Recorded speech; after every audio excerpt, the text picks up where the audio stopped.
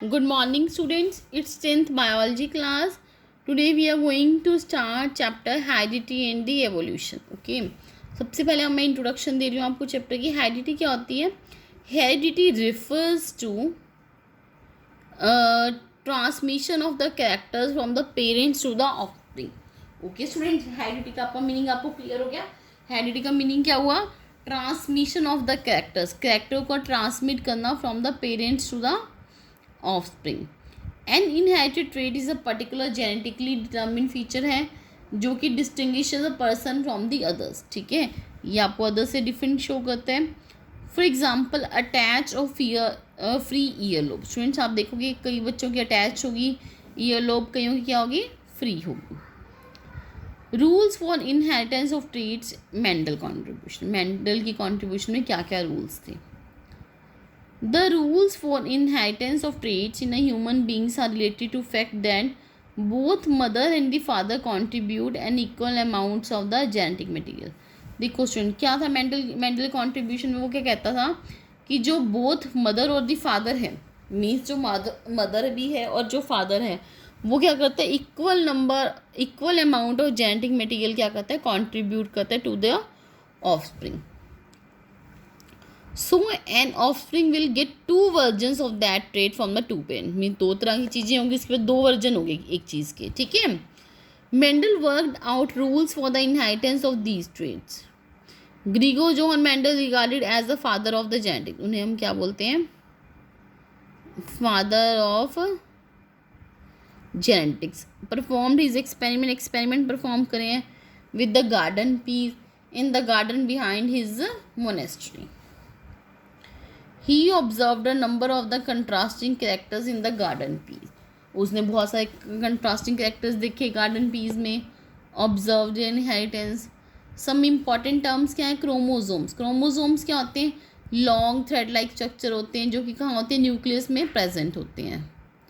और वो क्या कैरी करते हैं? Hereditary information of cell in the form of the jeans.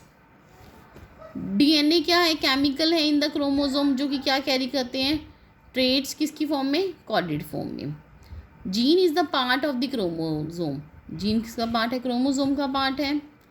Which controls a specific biological function. जो कि क्या कंट्रोल करता है? एक specific biological function. Contrasting character. A pair of visible characters such as tall, dwarf, white and violet flowers, round and wrinkle seeds. ठीक है, contrasting characters होते हैं. आगे देखो स्टूडेंट क्या है? Dominant trait. The character which expresses itself in a FT generation is a dominant trait. ठीक है, जो कैरेक्टर अपने आप को एक्सप्रेस करता है उसे हम क्या बोलते हैं? Dominant. Okay. For example tallness is a dominant character in the pea plant. Recessive. The character which does not express itself. जो अपने आप को एक्सप्रेस नहीं करता but in present in the generation is recessive. उन्हें हम क्या बोलते हैं? रिसेसिव ट्रेट, जो दब जाता है. ठीक है. For example dwarfism in the pea plant.